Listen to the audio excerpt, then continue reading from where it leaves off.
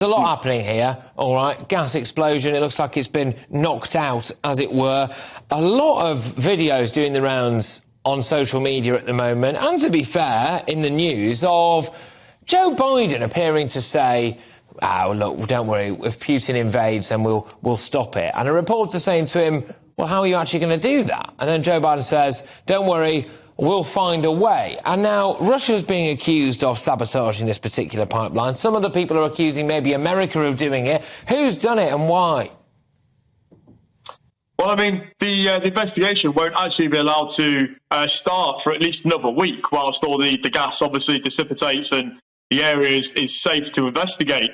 So this is all speculation and hearsay at the moment, but for understandable reasons, everybody, commentator, analyst, institution, is probably thinking it's almost undoubtedly the work of Russia.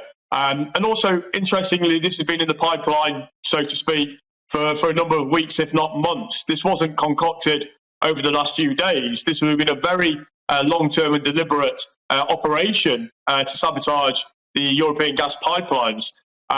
So whilst we all privately suspect it's obviously Russian state-mandated policy and enacted, we won't know certainly for a few weeks yet. I don't think there's any chance, just quickly, that this could be the work of America? Personally, I don't think that. There's very little precedent to suggest that this is the work of anyone else other than Russian saboteurs. They have incredible access into the Baltic Sea, and this obviously risks spreading the war now past Ukraine and into the Baltic nations, the majority of whom are obviously part of NATO. OK, very, very quickly, I'm talking about 30 seconds here. Just how could it spread the war? Do you think? Just give us a very quick thing about how this could spread the conflict.